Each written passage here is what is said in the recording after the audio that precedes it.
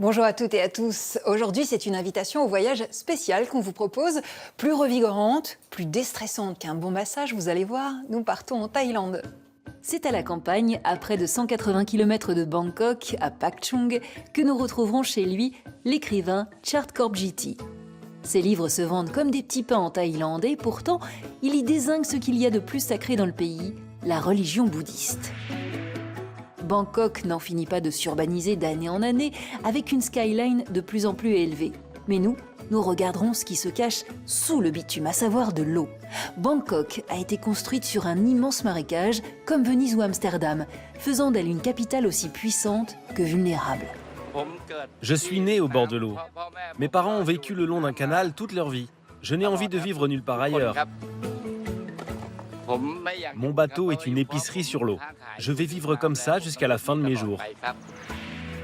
Quand on pense Thaïlande, impossible de ne pas s'attarder sur la cuisine thaï. En l'occurrence, nous partirons au sud de Phuket, à Rawai, préparer du plat pao bai tong. Une recette délicieuse et beaucoup plus simple à faire qu'à prononcer, avec quelques feuilles de bananier et du poisson que nous aurons fraîchement pêché. C'est super bon, délicieux. Ça va être parfait avec notre poisson. Sur la plage, on peut également observer des étoiles. Depuis celle de Wagor, un roi féru d'astronomie a été capable de prévoir de manière très précise l'éclipse totale que personne n'avait vu venir. Nous y reviendrons en fin d'émission. Et tout de suite, la devinette. Connaissez-vous l'origine de l'expression « frère siamois » ? Rien à voir avec les chats. L'expression serait née près du marché flottant d'Ampawa, à 90 km de Bangkok. Ce marché qui perpétue chaque week-end la vie quotidienne d'autrefois. Mais dans quelles circonstances a-t-on commencé à parler de frères siamois ? Vous avez une quarantaine de minutes pour trouver la réponse. Et il n'est absolument pas question de soudoyer l'écrivain que nous allons rejoindre. Il a tout plaqué pour vivre modestement à la campagne et il nous a invités chez lui, dans la jungle, où il puise son inspiration.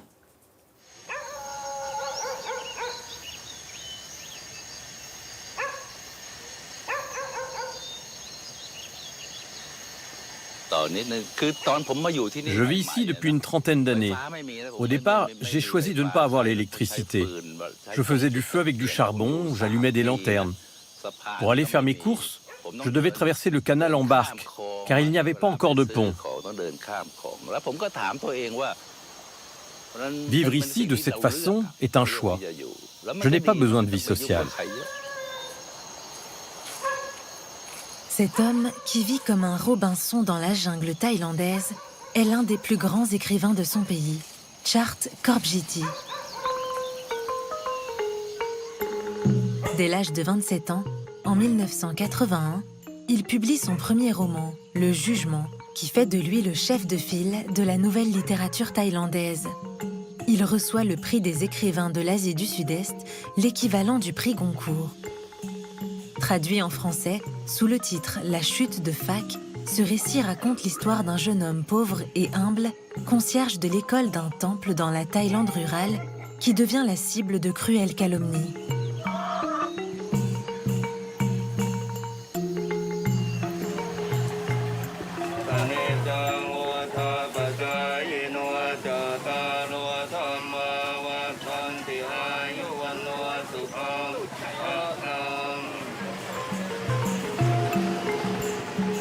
Dans ce roman, Chart Korpjiti dénonce l'hypocrisie d'une société pleine de déférences apparentes, truffée de rituels.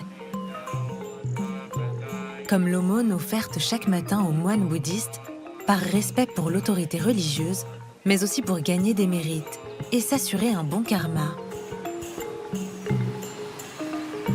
Pour cet écrivain rebelle, les bons bouddhistes ne sont pas forcément ceux que l'on croit.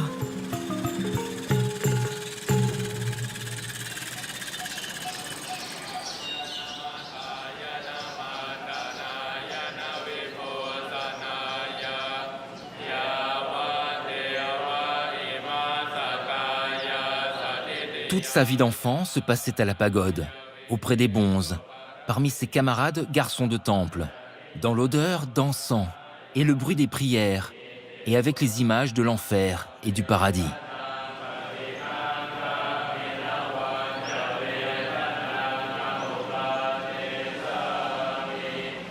Phak, le héros du roman, vit depuis l'enfance au sein de l'école d'un temple de village, semblable à celui du Wat Bang Bamro, à la périphérie de Bangkok. Il est façonné par la religion bouddhiste. L'écrivain Chart Korbjiti, comme son personnage, baigne au début des années 60 dans cette atmosphère de rituels, de croyances et d'obéissance. Quand j'étais enfant, j'ai passé toute une partie de ma scolarité dans un temple. Il y avait toujours le passage des villageois. Les gens venaient faire l'aumône et acquérir des mérites. Le matin, les moines allaient chercher leur nourriture.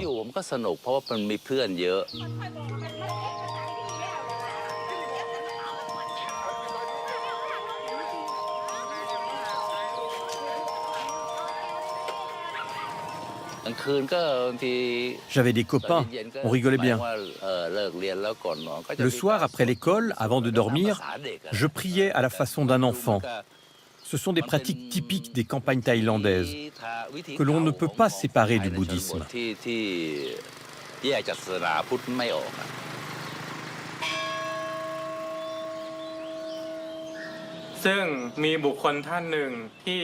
L'écrivain Chart Korbjiti a été un enfant de temple.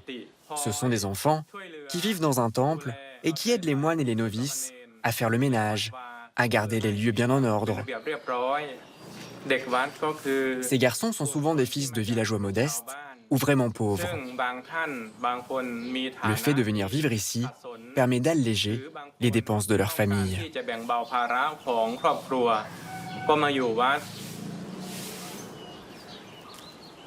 Pour un jeune garçon comme Phak, le personnage du roman, c'est l'opportunité d'accéder à une éducation dont le socle est la morale bouddhiste. Phak ne pense qu'à rendre service et à se comporter du mieux possible pour avoir un bon karma, ce principe essentiel du bouddhisme qui place la vie de chacun sous le signe d'une certaine fatalité.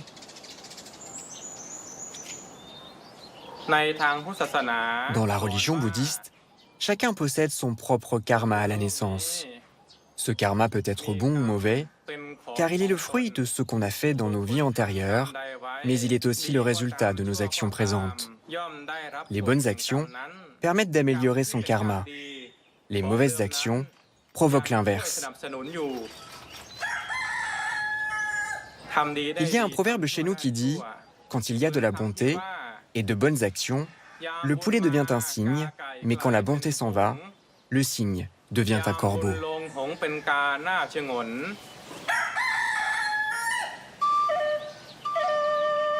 La pagode était au centre de la vie du village. Quand un enfant naissait, on le portait à la pagode pour que le chef des bonzes lui trouve un nom propice et conforme à sa date de naissance. Quand quelqu'un mourait, c'est à la pagode qu'on apportait le corps pour l'incinérer.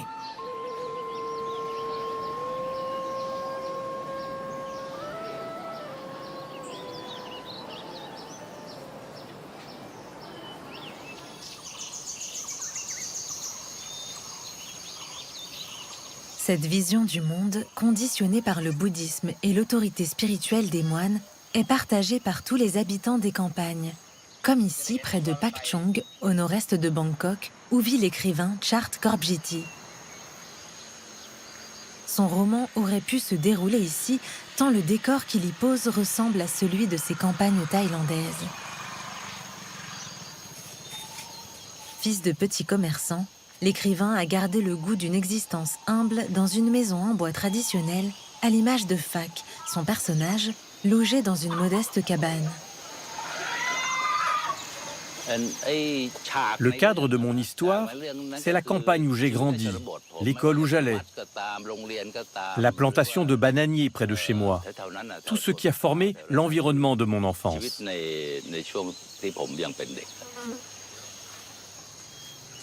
À travers son récit, il se fait le témoin du passage du temps et des fêtes traditionnelles, mais aussi de l'arrivée progressive de la modernité dans le village.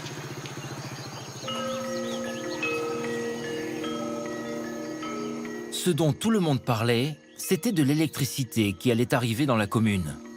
Certains rêvaient d'avoir la télévision, un réfrigérateur, un ventilateur.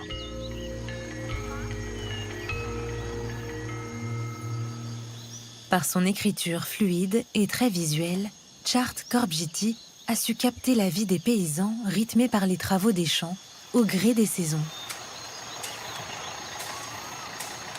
Fak trouvait encore du travail à désherber les palmeraies. Et les jours où il était libre, il louait ses services un peu partout. Le travail était comme un ami pour lui. La seule chose qui le consolait et qui empêchait son esprit de battre la campagne.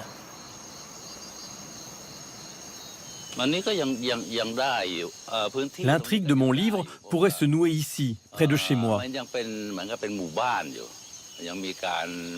Dans ces villages, tout le monde vit à proximité les uns des autres, avec des rumeurs et des ragots que les gens aiment colporter. มีซับสบู่ยาสีฟันแปรงสีฟันแชมพูสระผมมีครบเลยแล้วก็ยังมีสินค้าเบ็ดเตล็ดมากมายนะคะไม้แขวนเสื้อและจะเป็นของเด็ก La rumeur a couru que pas même un mois après la mort de son père, Fak avait pris sa belle-mère pour femme. La vendeuse de cacahuètes fut à l'origine de la rumeur, lors de la fête du 12e mois lunaire. Dans le microcosme des fêtes de village, les médisances se répandent vite et Fak se retrouve au cœur d'un scandale. Il ne s'attache pourtant qu'à se conformer à la morale qui lui a été inculquée en laissant sa belle-mère vivre avec lui après la mort de son père. En tout bien, tout honneur, contrairement à ce que prétendent les mauvaises langues. Mais qu'est-ce que j'ai jamais fait à quiconque pour mériter un karma pareil? Pourquoi est-ce que je suis toujours le seul à en prendre plein la gueule?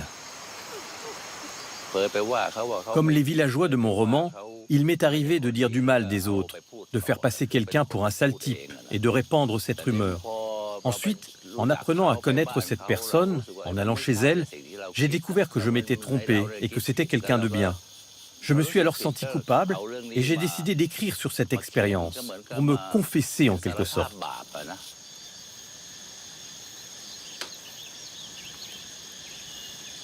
Voici le manuscrit de mon roman. Je l'ai rédigé à l'encre. On peut voir que j'ai laissé des espaces pour me laisser de la place pour les corrections. J'écris d'abord à la main et seulement après je tape mon texte à la machine. Cela me donne l'impression de garder le script originel.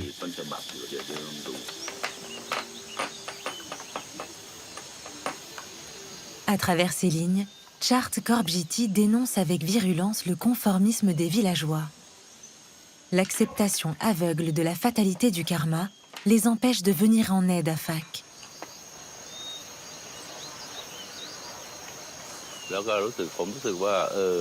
En grandissant, je me suis éloigné de la religion, car je pense que c'est absurde, que ces croyances trompent les gens. Ils se sentent obligés de faire l'aumône pour acquérir des mérites, de prétendre tout et n'importe quoi pour passer pour de bons bouddhistes.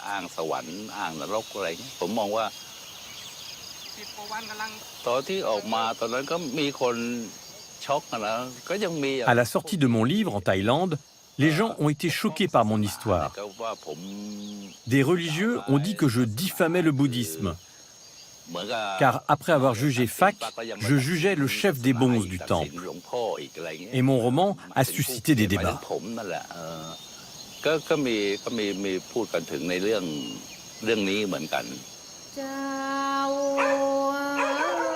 Fak avait beau essayer de s'en dégager, on aurait dit que plus il se débattait, plus les mailles du malheur se resserraient sur lui. Pareil à un poisson pris dans un filet qui, ayant beau tenter de se sauver, n'a aucune chance d'y parvenir.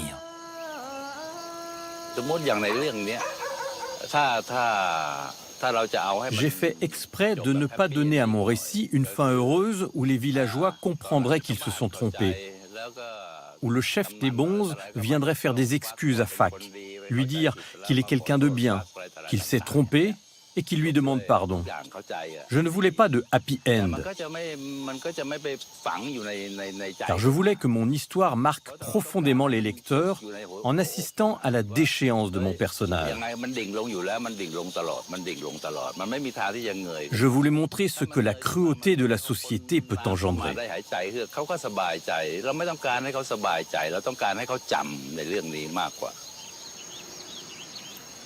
C'était comme si Fak avait découvert une vérité éternelle.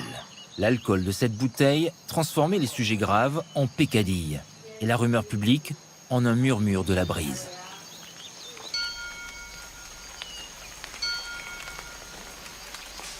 Si ce roman aux allures de fable possède une morale, c'est qu'il ne faut juger personne.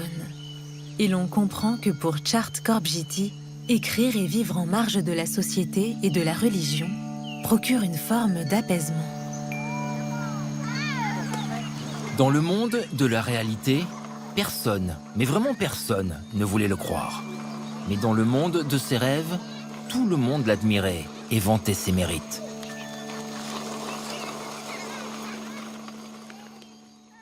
Étrange expérience à laquelle nous invite Thomas Chauvineau en Thaïlande. Nous allonger dans un cercueil. C'est ce que propose en tout cas un bar à Bangkok. Un bar évidemment mortel. C'est le clin d'œil. En matière de café, on a vu ces dernières décennies des innovations qui renvoient le classique bistrot avec comptoir en zinc au rang de taverne moyenâgeuse. Le bar Acha, pour profiter des bienfaits apaisants des félins, le bar Ao, là, votre foi vous dit merci, ou encore le bar à chicha. La Thaïlande va plus loin. Au pays du sourire, les cafés thématiques font preuve d'une disruption, comme disent les marketeurs, bien plus affirmée.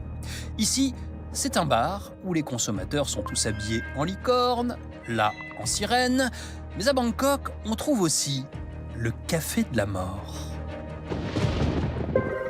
Installé au cœur de la capitale, le concept est assez simple. Il s'agit d'accepter, de se laisser enfermer dans un cercueil quelques minutes avant de passer à table.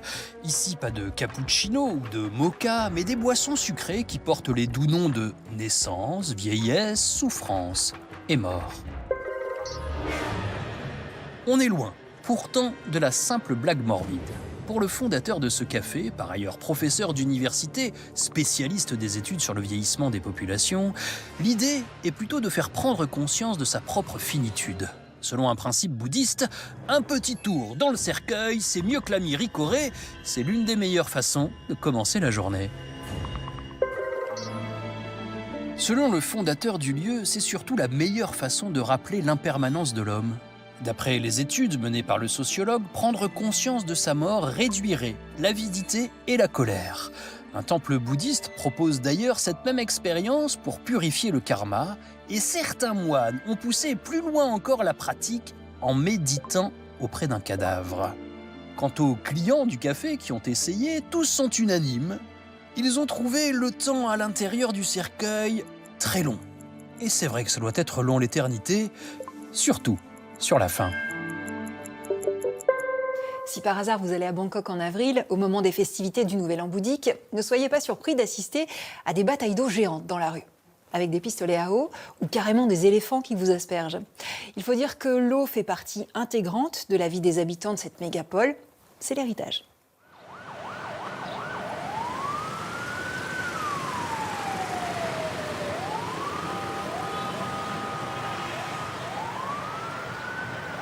À celui qui débarque à Bangkok, la mégapole affiche sa modernité et l'avale aussitôt dans son étouffante jungle urbaine. Et pourtant, c'est de l'eau qui coule dans ses artères embouteillées.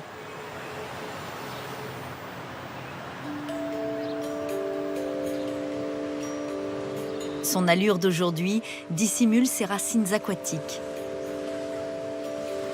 Celle d'une capitale habilement bâtie sur l'eau depuis près de 3 siècles.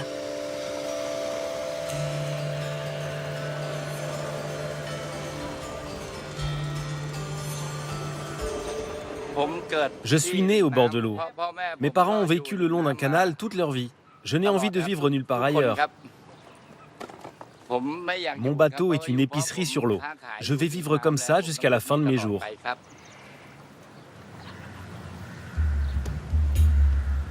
sous le béton, la capitale thaïlandaise porte en elle cette histoire aquatique. L'épopée d'une ville nouvelle surgit d'une vaste mangrove qui n'abritait au XVIIIe siècle qu'un comptoir commercial sur le fleuve Chao Phraya. Cœur du pays, Bangkok s'est développé de façon chaotique, oubliant la fragilité de son sol d'argile et sa géographie au plus près de l'eau, devenant une capitale aussi puissante que vulnérable.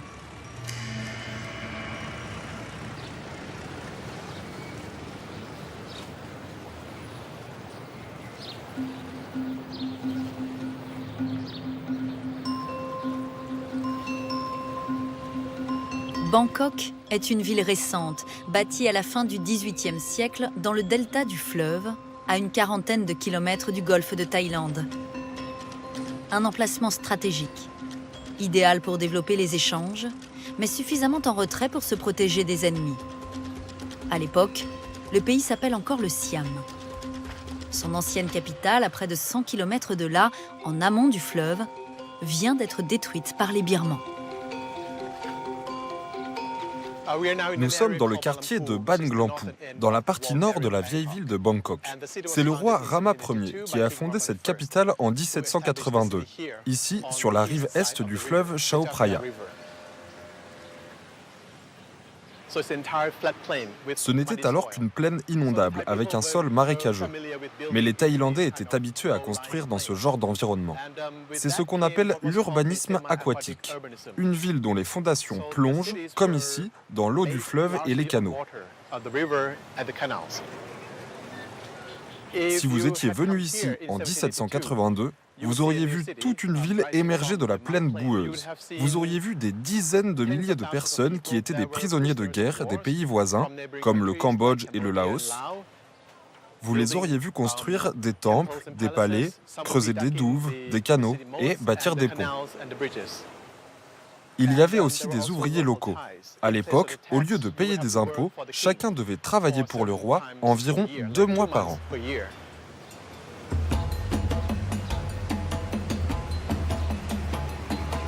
Dans cette ville, qui n'a cessé depuis de s'étendre sur l'eau, le roi Rama Ier ordonne la construction du palais royal au bord du fleuve. Il en fait le centre de son royaume et de son pouvoir quasi divin. Les bâtiments avaient aussi un sens symbolique, issu de croyances très anciennes dans lesquelles le roi était un véritable dieu et qui était lié à la cosmologie hindoue et bouddhiste. Le fort, derrière moi, faisait partie du système de fortification. On l'appelle Prasumen, en référence au mont Meru, qui était la montagne sacrée au cœur de la cosmographie hindoue.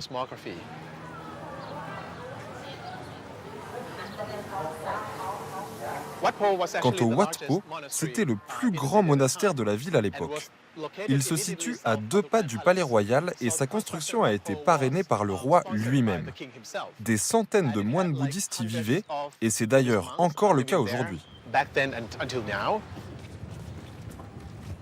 Le temple abrite un célèbre Bouddha couché, une gigantesque sculpture du Bouddha allongé au moment de sa mort.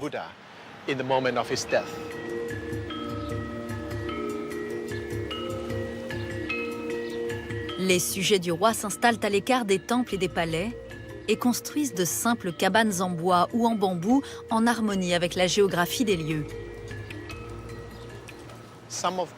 Certaines d'entre elles étaient construites sur pilotis, d'autres sur des radeaux de bambou flottant sur l'eau. Ce type de maison montre bien à quel point les gens vivaient près de l'eau et comment ils ont su s'adapter au sol marécageux, à la saison des pluies et aux inondations. Il y avait des marchés entiers sur l'eau et des milliers de bateaux virevoltant autour de la ville. Tout cela ressemble beaucoup à Venise en fait.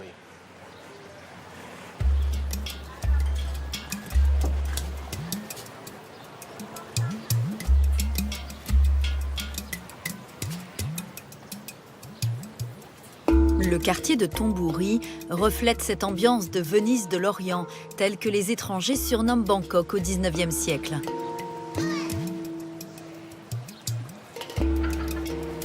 Les canaux dessinent la ville et toute la vie quotidienne est intimement liée à l'eau.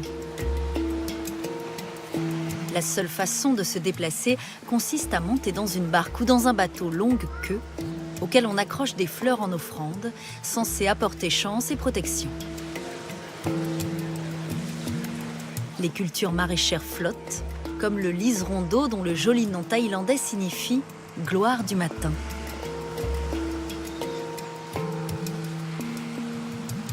C'est aussi au lever du jour que Prasarn commence sa journée.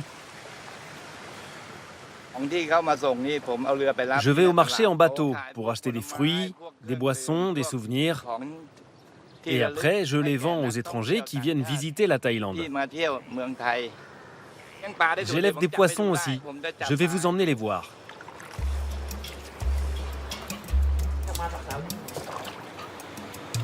Regardez comment j'attrape les poissons.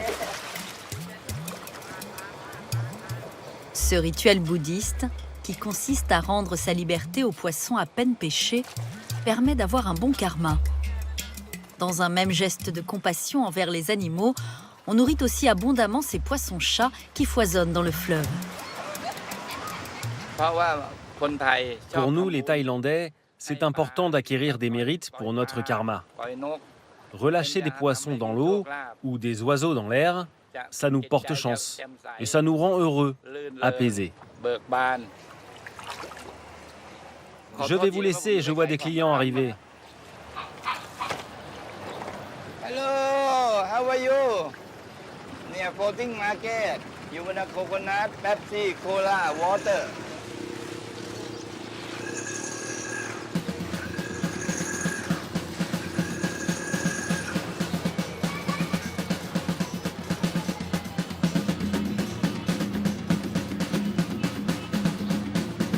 Près d'un siècle après sa fondation, au mi-temps du 19e, l'activité de Bangkok est trépidante. Le commerce du riz, des épices et du teck bat son plein. Mais les commerçants occidentaux se plaignent auprès du roi de ne pas pouvoir monter à cheval dans la ville. Qu'à cela ne tienne, en 1861, le roi ordonne la construction d'une route. La rue Charoengkrung. C'était la première rue vraiment moderne de Bangkok.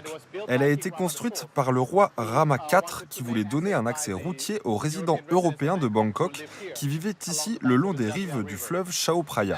C'était aussi un moyen de contrôler les étrangers et de les séparer des résidents thaïlandais de la ville.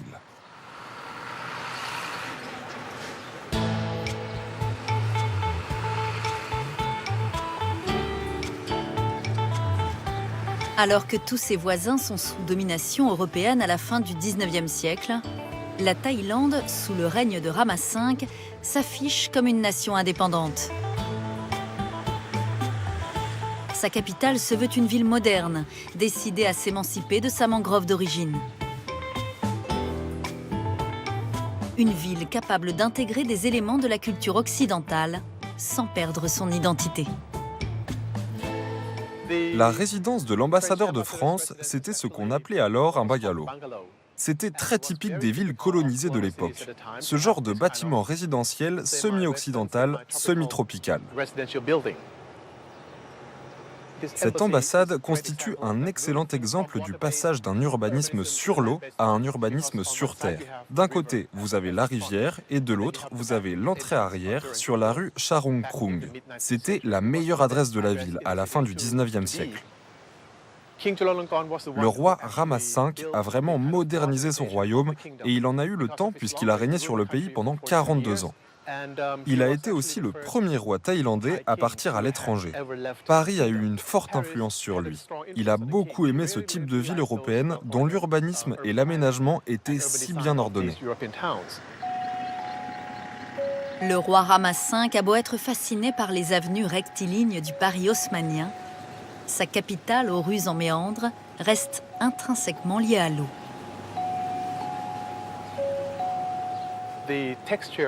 La façon dont la ville s'est développée est très organique, parce qu'elle était basée sur un système de voies d'eau très complexe et très étroite, qui était là bien avant les routes.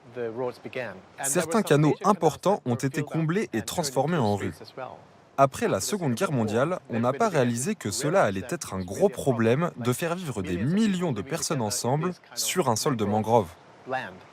La ville s'est développée très vite sans que personne ne dirige cette urbanisation galopante. Et donc, aujourd'hui, nous apprenons encore à nos dépens que nous vivons dans un pays tropical. De fait, la mégapole est régulièrement la proie d'inondations diluviennes pendant la mousson. Comme si l'élément liquide venait rappeler que c'est lui le maître ici, plus que le béton. À cause de son urbanisation contre nature, Bangkok s'enfonce dans son sol d'argile. Tandis que les gratte-ciel se révèlent vulnérables, la vie au bord des canaux fait preuve de résilience grâce à son habitat traditionnel.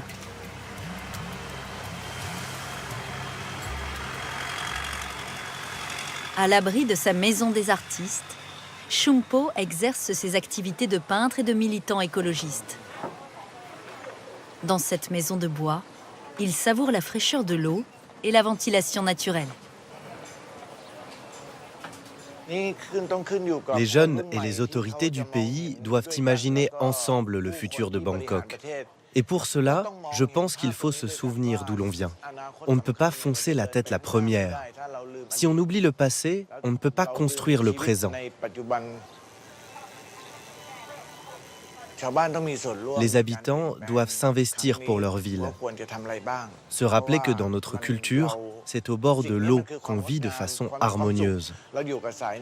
Nous sommes comme les Vénitiens.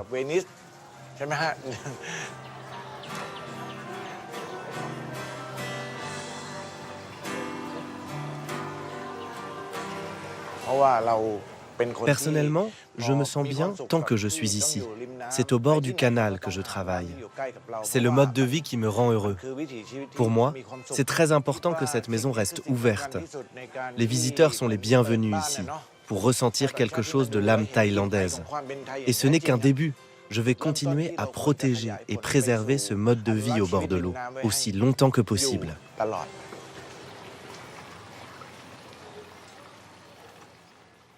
On reste au bord de l'eau, mais on part carrément à la mer, rejoindre Ran. Il est pêcheur, il habite un petit village près de Phuket, et il va nous montrer que la cuisine thaï n'a pas toujours besoin d'être sophistiquée pour faire fondre nos papilles.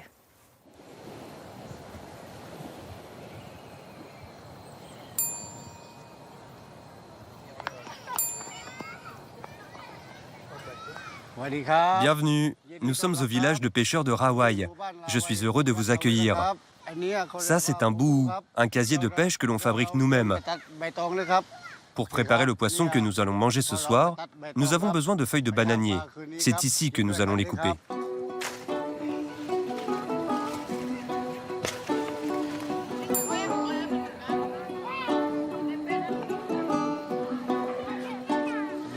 Vous allez rencontrer mes enfants, mes neveux, mes nièces et des amis. Suivez-moi. Allez, tout le monde à bord. Je vous présente mon fils. Il s'appelle Pok. Il va nous accompagner à la pêche. On est prêts? C'est parti. Je vais d'abord déposer tout le monde sur l'île d'en face pour la journée.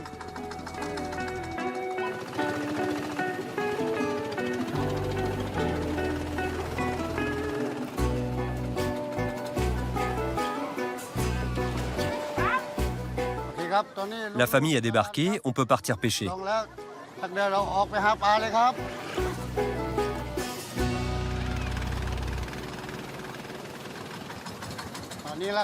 Je lâche ma ligne ici et je la laisse se déplacer derrière le bateau. Voilà comment nous pêchons. C'est la technique locale. On appelle ça la pêche à la traîne.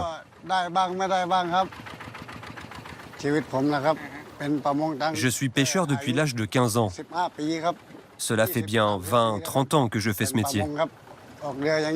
Mon père est mort quand j'étais jeune. Lui aussi était pêcheur. Ce sont donc les hommes du village qui m'ont appris à pêcher. Depuis que je suis tout petit, je vais sur des bateaux. Ça fait 2 ans que je travaille avec mon père et en ce moment, on pêche dans l'archipel des îles Racha.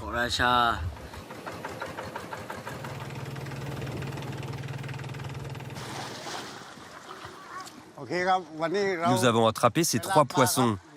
On va les faire griller.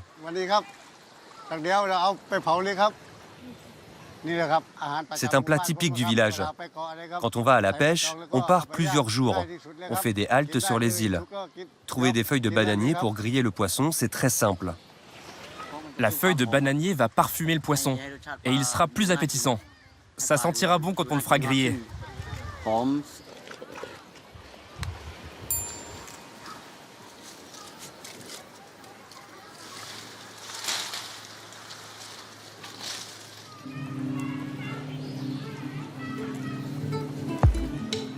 En attendant que le poisson cuise, nous allons préparer la sauce.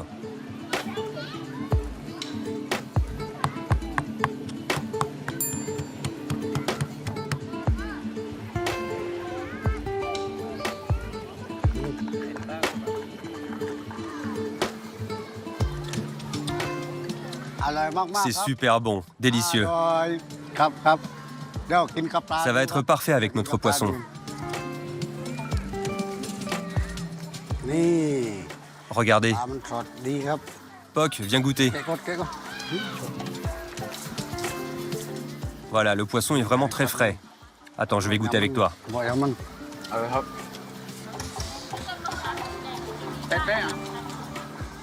Si tu n'es pas habitué, alors ça pique. Mais pour nous, ce n'est pas un problème. Venez tous, vite! Venez vous asseoir. Dépêchez-vous de sortir de l'eau, venez manger. C'est super bon. Regardez la caméra.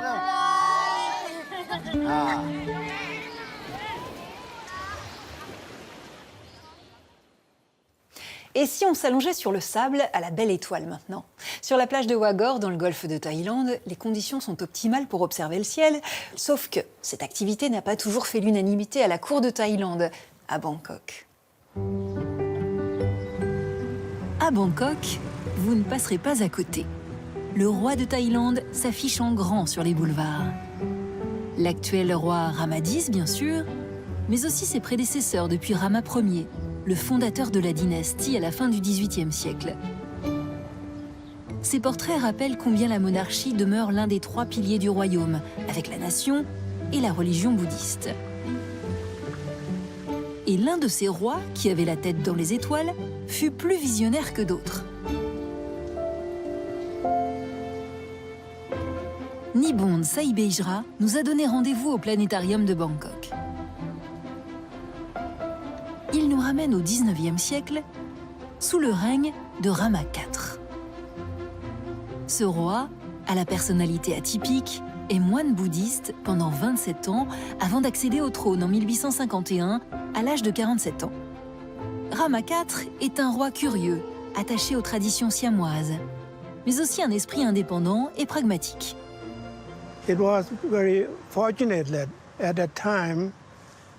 Il a eu la chance, à cette époque, de côtoyer de nombreux étrangers venus en Thaïlande, en particulier le pasteur Dan Beach Bradley et d'autres missionnaires, qui lui ont appris à parler anglais, latin et français.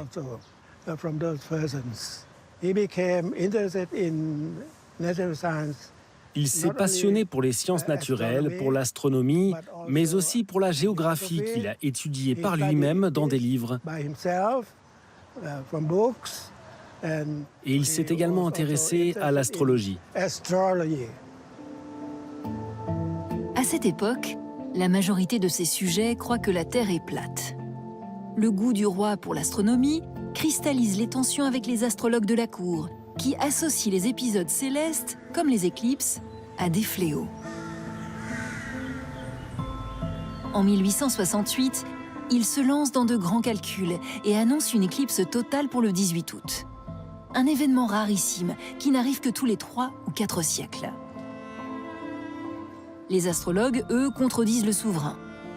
Mais Rama IV, convaincu d'avoir raison, prépare une expédition pour assister à cette éclipse depuis la plage de Wagor, à 300 km au sud de Bangkok.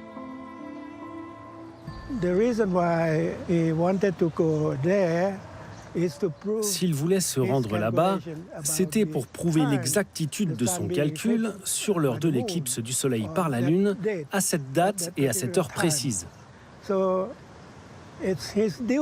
Il était de son devoir de montrer devant des témoins, dont le gouverneur de Singapour, qui représentait l'Empire britannique, qu'il était capable de maîtriser les moyens modernes de calcul.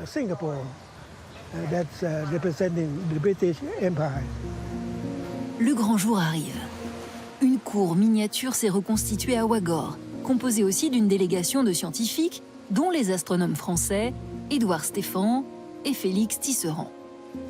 On installe le télescope sur la plage. Si le roi se trompe, c'est l'humiliation publique et internationale.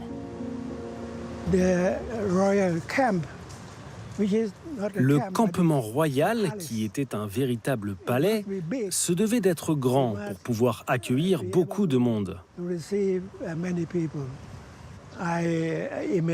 D'après les photographies prises à l'époque, j'imagine que les personnes qui accompagnaient le roi étaient très enthousiastes à l'idée de voir le soleil disparaître. Et ils ont eu de la chance, car aucun nuage n'est apparu à ce moment-là. Sur la plage, tout était calme.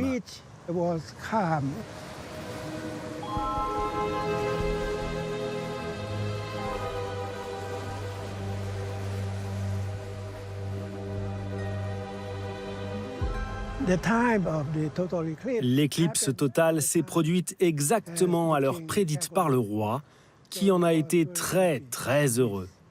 Il a offert des cadeaux à tout le monde. Pour célébrer l'événement, le roi fait même servir du champagne glacé. Boire du champagne n'était pas une coutume locale, mais c'était une façon de montrer aux Européens que les Thaïlandais étaient à la hauteur. Car au-delà d'une satisfaction personnelle, c'est surtout une victoire politique décisive pour Rama IV. D'un point de vue diplomatique, cet événement a montré une égalité des connaissances avec les Européens. Et c'était très important, car à cette époque, les pays de la région, considérés comme inférieurs, étaient tous colonisés, à l'exception de la Thaïlande. Les astrologues du roi, eux, sont condamnés à des travaux d'intérêt général pour n'avoir pas cru en la science. Rama IV entend bien poursuivre la modernisation de la Thaïlande, un gage d'indépendance à ses yeux. Et de fait, le pays ne sera jamais colonisé. Mais les astrologues ont eu raison sur un point. Ils voyaient l'éclipse comme une malédiction. Sur la plage sauvage de Wagor, Rama IV contracte le paludisme. Il meurt 6 semaines après l'expédition.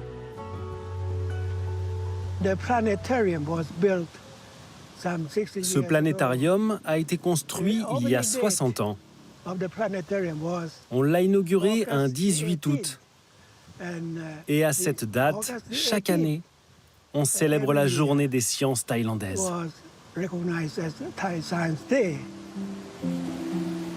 Sur la plage de Wagor, une statue du souverain visionnaire contemple la mer avec un télescope à ses pieds. Eux aussi ont leur statue en Thaïlande, les frères Cheng et Eng. Avez-vous trouvé dans quelles circonstances est née l'expression « frères siamois » Eh bien, elle vient justement de ces deux frères, Cheng et Eng Bunker. Ces jumeaux sont nés près de Bangkok au 19e siècle. Ils étaient reliés entre eux par une bande de cartilage au niveau du sternum, et quand ils ont décidé de faire leur vie aux États-Unis, leur malformation est devenue une véritable attraction.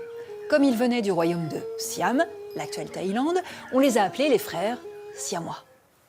Et c'est donc ainsi que s'achève cette spéciale, comme on dit en Thaïlande, Leopokkan Mai.